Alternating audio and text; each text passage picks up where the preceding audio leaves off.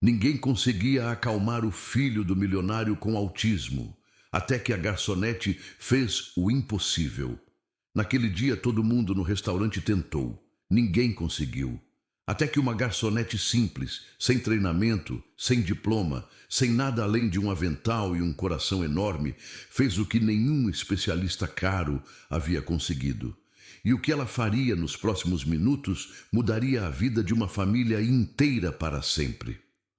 O menino gritava debaixo da mesa. Lucas tinha apenas 6 anos e estava enrolado em si mesmo no chão do restaurante, se debatendo com os braços, repetindo a mesma palavra sem parar. Não, não, não. Ele tinha autismo. E quando iria para lugar com muitas pessoas, o corpo dele entrava em colapso. Os barulhos doíam, as luzes incomodavam, o toque de qualquer estranho era insuportável. Era como se tudo ao redor gritasse ao mesmo tempo e ele não tivesse como escapar. O pai, Rodrigo Monteiro, ficava de pé ao lado da mesa completamente perdido, terno impecável, relógio de ouro, o homem mais rico daquele restaurante e ao mesmo tempo o mais impotente. Todo mundo olhava, garfos parados no ar. Uma senhora pediu para trocar de mesa. A gerente tentou se aproximar. Lucas gritou mais alto. Um funcionário abaixou para conversar com ele. O menino jogou o copo no chão. Foi então que Ana pousou a bandeja no balcão e caminhou até lá, sem ser chamada, sem pedir permissão. A gerente sussurrou atrás dela. Ana, não vai não. Mas ela não parou. Se abaixou devagar, chegou até a beirada da mesa e fez algo que deixou todo mundo sem entender. Ficou em silêncio e esperou. O pai olhou para ela com desconfiança. Quem é você?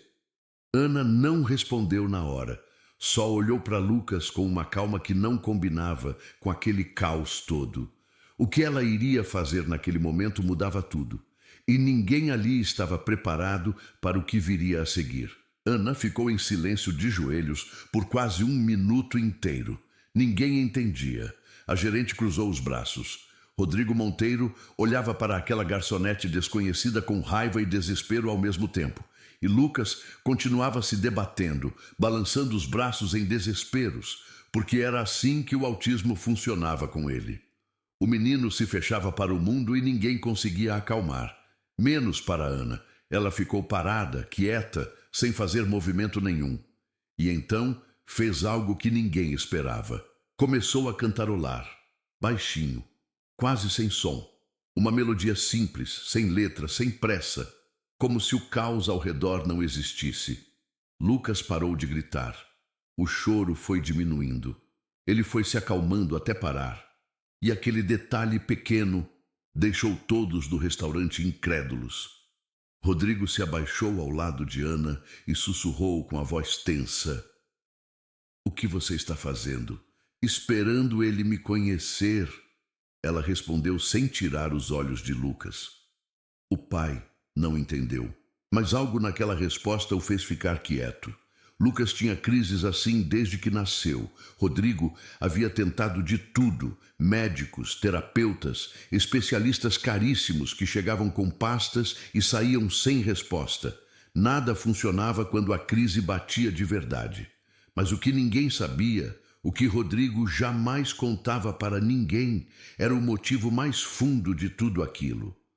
Lucas nunca havia conhecido a mãe. O parto havia sido complicado demais. Hemorragia grave.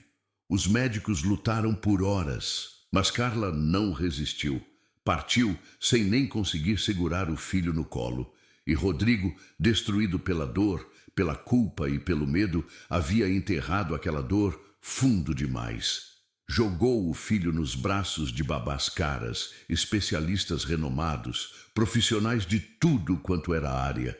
Pagava milhões, providenciava tudo, mas nunca estava lá de verdade. Ele dizia para si mesmo que estava trabalhando para dar uma vida confortável ao filho, mas no fundo fugia.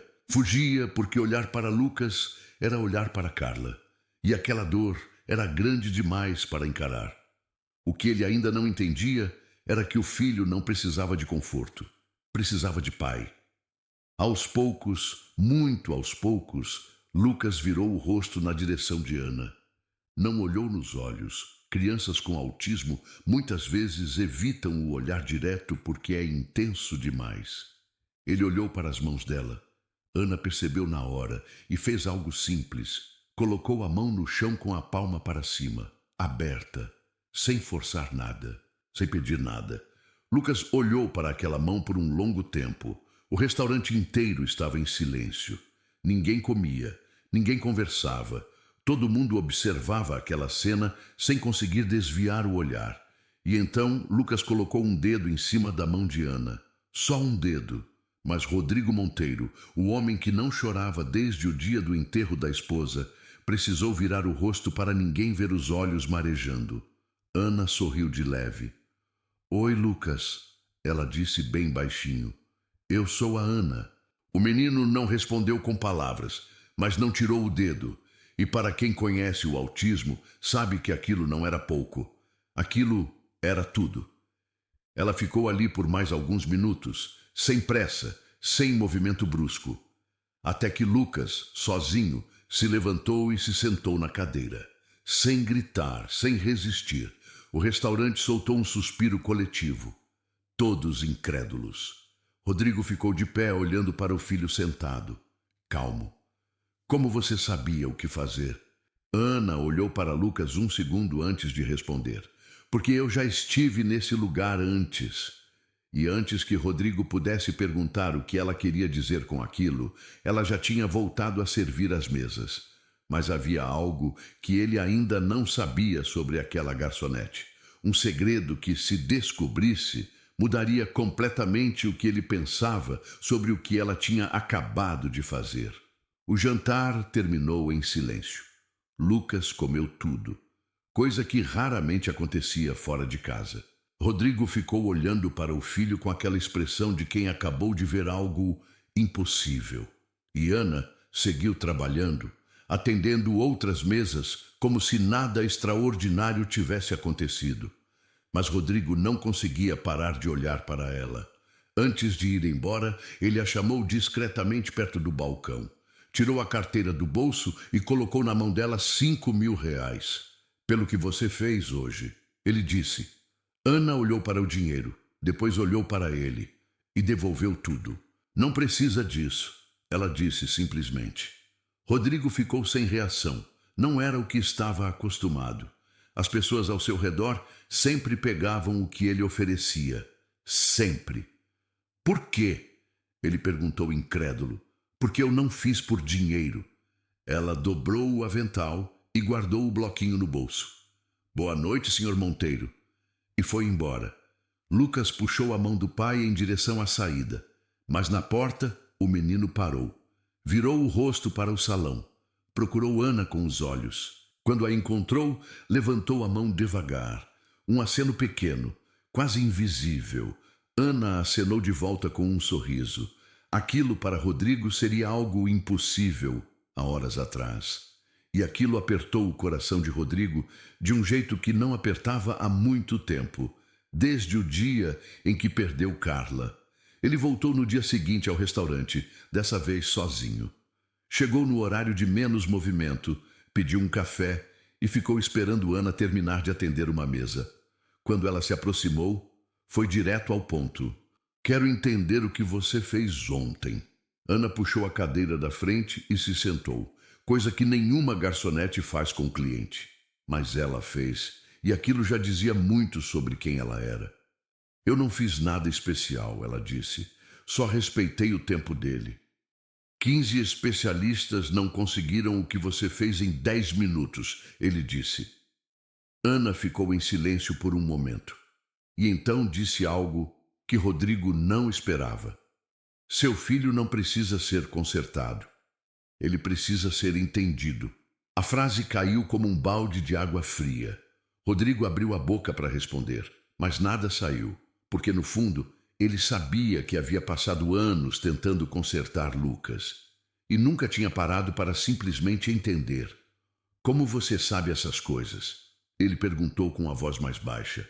Ana respirou fundo. E foi aí que ela revelou a primeira parte do segredo. Só a primeira. Porque o resto ele ainda não estava pronto para ouvir. Eu tenho um irmão com autismo, ela disse. Criei ele sozinha dos 14 anos em diante. Sozinha? Ele perguntou incrédulo. Sozinha, ela respondeu. O silêncio entre os dois durou alguns segundos, mas foi o tipo de silêncio que diz mais do que qualquer palavra. Rodrigo olhou para as mãos dela. Mãos simples, sem anel, sem esmalte, com um pequeno calo no dedo indicador de tanto segurar bandeja. As mãos de uma mulher que havia carregado muito peso na vida. Onde está seu irmão agora? Ele perguntou. O rosto de Ana mudou. Só um pouco, mas o suficiente para Rodrigo perceber que havia ali uma dor enorme guardada com muito cuidado. Essa é uma história longa, ela disse se levantando. Eu tenho tempo, respondeu ele. Ana olhou para ele por um momento e então disse algo que deixou Rodrigo completamente parado na cadeira. O senhor tem tempo, mas eu não sei se tenho coragem para falar agora. E antes que ele pudesse responder, ela já tinha voltado para o trabalho. O que ele ainda não sabia era que a vida de Ana estava ligada à sua própria família, e ele nem imaginava. E quando descobrisse, nada mais seria como antes. Rodrigo voltou ao restaurante na quinta-feira, e na sexta, e na semana seguinte. Lucas começou a ir junto. E o que aconteceu nessas visitas mudaria tudo o que Rodrigo pensava sobre o próprio filho.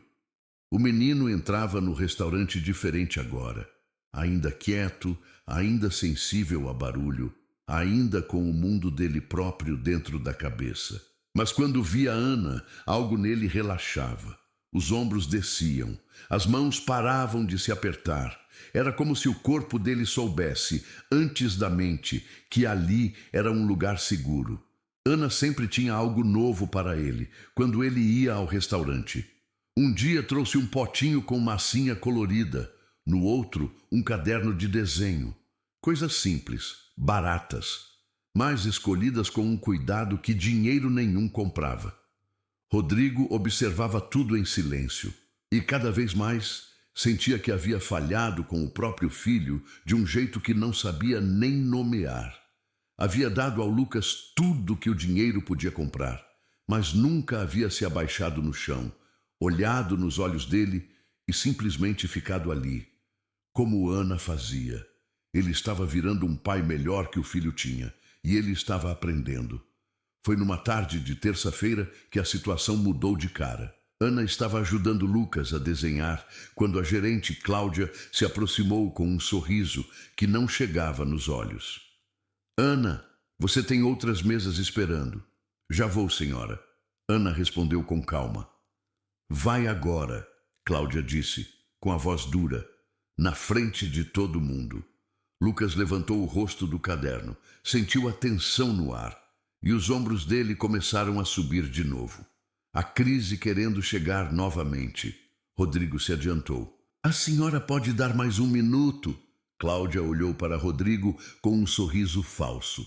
Senhor Monteiro, entendo que o senhor é um cliente importante, mas Ana tem obrigações aqui. Ana se levantou sem discussão. Fechou o caderno com cuidado, colocou o lápis na mão de Lucas e sussurrou algo no ouvido dele. O menino assentiu e continuou desenhando sozinho, calmo. Em 30 segundos, Ana havia evitado uma crise que qualquer outro adulto teria piorado. Naquela noite, Rodrigo esperou Ana terminar o turno do lado de fora. Ela saiu pela porta dos fundos e parou quando o viu. Preciso que você me conte o resto sobre seu irmão, ele disse. Ana ficou em silêncio, olhou para a rua vazia e então tomou uma decisão que mudaria a vida dos dois para sempre. Tudo bem, ela disse, mas não aqui. Foram até um banco de praça a meia quadra do restaurante. A noite estava fresca. Ana abraçou a própria bolsa no colo e respirou fundo. Meu irmão se chamava Pedro, ela disse. Rodrigo percebeu o verbo no passado e o coração dele afundou. Pedro tinha autismo severo, muito mais intenso do que o de Lucas. Quando minha mãe abandonou a gente, eu tinha 14 anos e ele tinha 8. Ana falou sem drama, sem choro, como quem já contou essa história para si mesma tantas vezes que as lágrimas secaram. Aprendi tudo sozinha. como acalmá-lo, como entender as crises, o que funcionava, o que piorava. E seu pai? Foi embora quando Pedro foi diagnosticado. Disse que não estava preparado. Rodrigo sentiu aquelas palavras como uma facada, porque teria feito o mesmo com o filho, mesmo morando na mesma casa, ele evitava Lucas. O que aconteceu com Pedro? Ele perguntou. Mas algo dentro dele já temia a resposta. Ana virou o rosto para ele, e foi aí que Rodrigo viu pela primeira vez as lágrimas que ela havia guardado com tanto cuidado. Pedro morreu há 2 anos, ela disse. Tinha 18 anos, uma complicação no coração que ninguém havia diagnosticado a tempo, porque eu não tinha dinheiro para os exames certos. O silêncio que se seguiu foi ensurdecedor. Por isso, eu não precisava do seu dinheiro naquele dia, ela disse com a voz firme, porque o que eu faço pelo Lucas não é trabalho, é tudo que eu não consegui fazer pelo Pedro a tempo.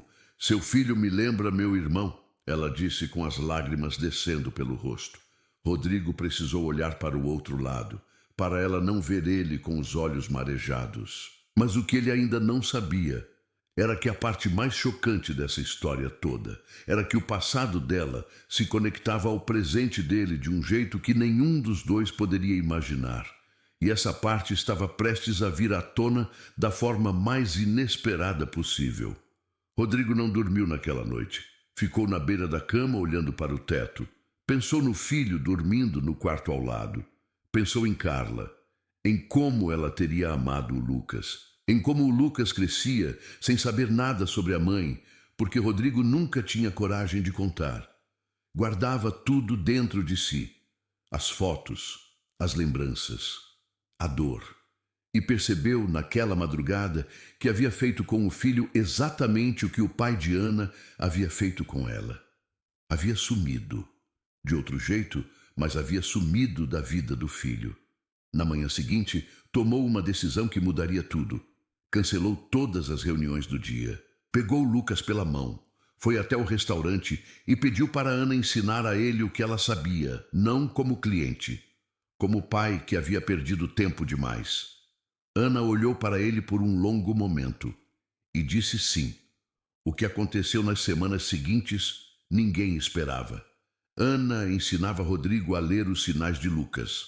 Como perceber quando a crise estava chegando antes de explodir. Como falar com ele de um jeito que ele conseguia processar. Como criar rotinas que davam segurança. Coisas simples que nenhum especialista havia explicado de forma humana.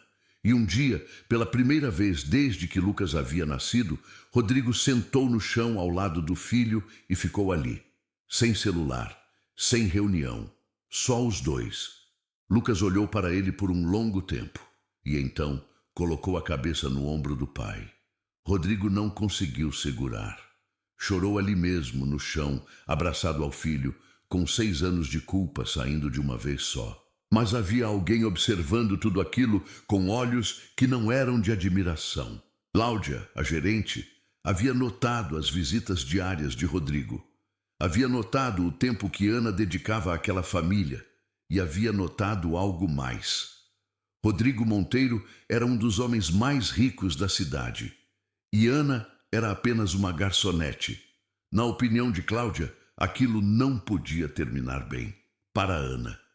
Em uma manhã de segunda-feira, ela chamou Ana para o escritório dos fundos e fechou a porta. O que está acontecendo com o senhor Monteiro está saindo do profissional. Ana ficou quieta. Estou ajudando o filho dele. Está se iludindo, Cláudia respondeu com um sorriso que cortava. Homem rico não se interessa em garçonete por bondade. E quando ele cansar, você perde o emprego, perde ele e fica sem nada. Ana respirou fundo. Obrigada pela preocupação. Não é preocupação, é aviso, ela disse com a voz dura. Ana saiu do escritório sem responder. Mas o que ela não sabia era que aquela conversa era só o começo do problema, porque Cláudia havia feito algo antes de chamá-la no escritório. Algo que Ana descobriria tarde demais. Ela havia ligado para Rodrigo Monteiro, contado uma versão da história que não era bem a verdade. Disse que Ana havia pedido para outros funcionários cobrirem suas mesas para ficar com ele, que estava usando as visitas para se aproximar de um homem rico, queria dar o golpe. Rodrigo ouviu tudo em silêncio. E quando desligou o telefone, havia uma dúvida pequena, mas perigosa, plantada na cabeça dele. Naquela tarde, ele chegou ao restaurante diferente, mas fechado. Sentou na mesa sem cumprimentar Ana do jeito que sempre fazia. Pediu o café olhando para o celular. Ana percebeu na hora. Conhecia aquela frieza. Havia visto em muitos rostos ao longo da vida. Aconteceu alguma coisa? Ela perguntou. Não, ele respondeu curto. Lucas olhou para o pai, depois para Ana, e fez algo que surpreendeu os dois. Colocou a mãozinha em cima da mão de Ana e disse, com a voz pequena e séria de quem fala poucas palavras, mas escolhe cada uma com sinceridade, Ana boa, ele disse. Foi a primeira frase completa que Lucas havia dito em público em meses. Rodrigo ergueu o rosto do celular, olhou para o filho. Olhou para Ana, que estava com os olhos marejados tentando disfarçar, e sentiu aquela dúvida pequena começar a desaparecer.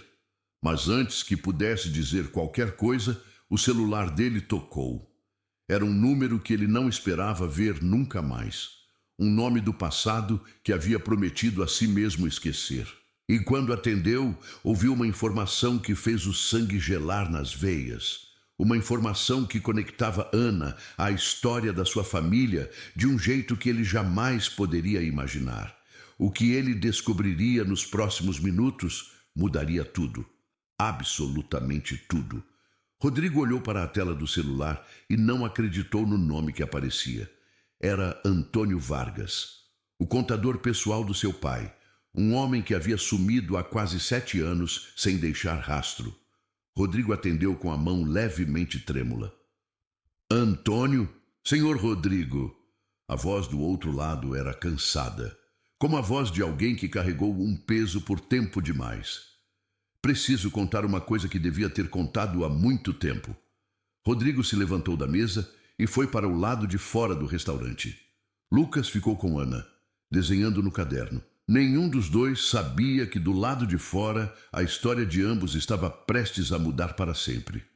O que Antônio contou nos minutos seguintes fez Rodrigo encostar na parede para não cair. 7 anos atrás, o pai de Rodrigo havia fechado uma clínica especializada em autismo na cidade.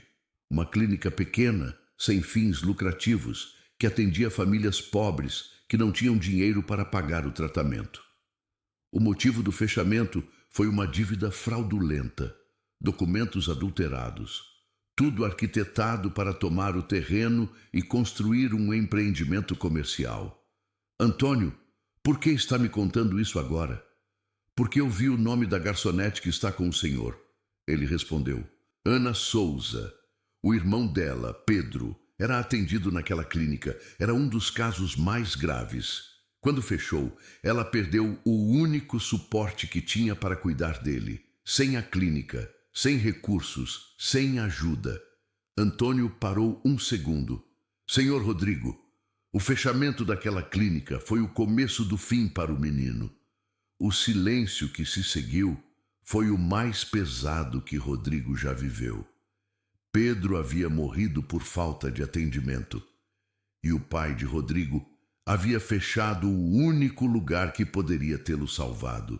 Rodrigo desligou o telefone e ficou parado na calçada.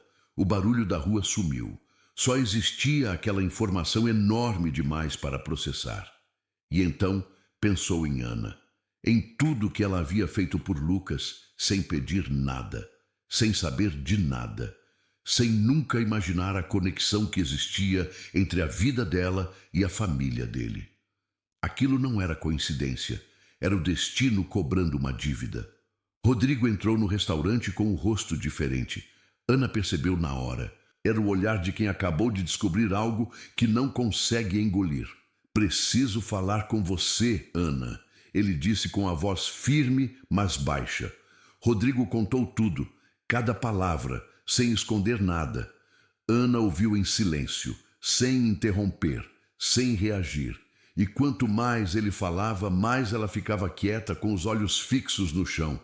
como quem está tentando manter tudo junto por dentro enquanto tudo desmorona.